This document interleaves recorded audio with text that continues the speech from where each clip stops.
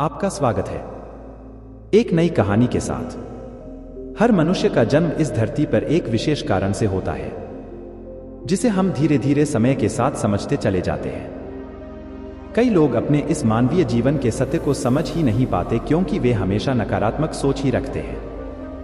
यही अंतर है नकारात्मक और सकारात्मक सोच में। जहां नकारात्मक सोच हमारे लिए समस्याएं पैदा करती है, वही सकारात्मक सोच हमारे लिए नए अवसर लाती है। आइए हम जीवन के इस सत्य को एक कहानी द्वारा समझने की कोशिश करते हैं। धनवान सेठ की कहानी। एक गांव में एक बहुत बड़ा धनवान व्यक्ति रहता था। लोग उसे सेठ धनीराम कहते थे। उस सेठ के पास प्रचुर मात्रा में धन संपत्ति थी, जिसके कारण उसके सगे संबंधी, रिश्तेदार, भाई बहन हमेशा उसे घेरे रहते थे। वे उन्हीं के राग अलापते रहते थे। सेठ भी उन सभी लोगों की काफी मदद करता था। तभी अचानक कुछ समय बाद सेठ को भयंकर रोग लग गया। इस भयंकर बीमारी का सेठ ने बहुत उपचार करवाया, लेकिन इसका इलाज नहीं हो सका। आखिरकार सेठ की मृत्यु हो गई।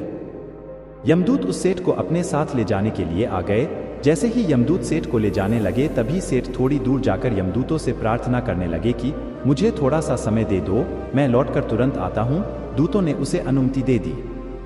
सेठ लौटकर आया, चारों ओर नजरें घुमाईं और वापस यमदूतों के पास आकर बोला, शीघ्र चलिए।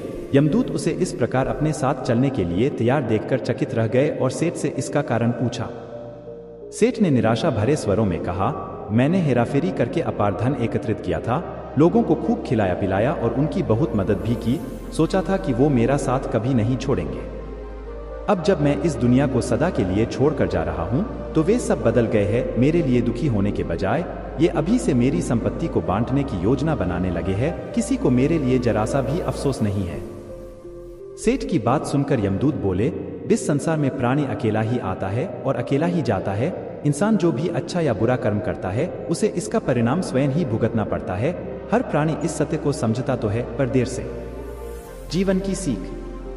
हम इस बात को अपने जीवन में भी देख रहे हैं। लोग जीवन के सत्य को भूलकर मानव द्वारा बनाए गए जाल जैसे लालच, रुपए, पैसा, बुराई आदि तले दब गए हैं। आप जो भोजन ग्रहण करते हैं वह पेट में 4 घंटे रहता है, जो वस्त्र पहनते हैं वह 4 महीने रहता है, लेकिन जो ज्ञान आप हासिल करते हैं वह आपके अंतिम सांस तक साथ रहता है और संस्कार बनकर आपकी अगली पीढ़ी तक पहुंचता है।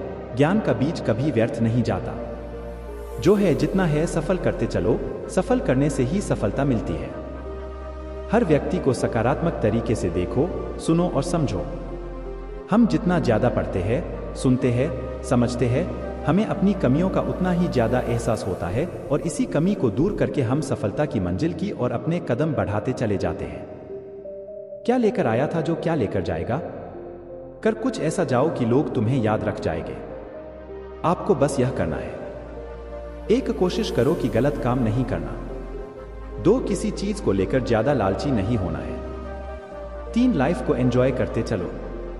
4. अपने सुझाव और सवाल मुझे कमेंट बॉक्स में कमेंट करके बताइए, जिससे कि आपके लिए और बेहतर कर सकूं। चैनल को लाइक और सब्सक्राइब जरूर करें। धन्यवाद।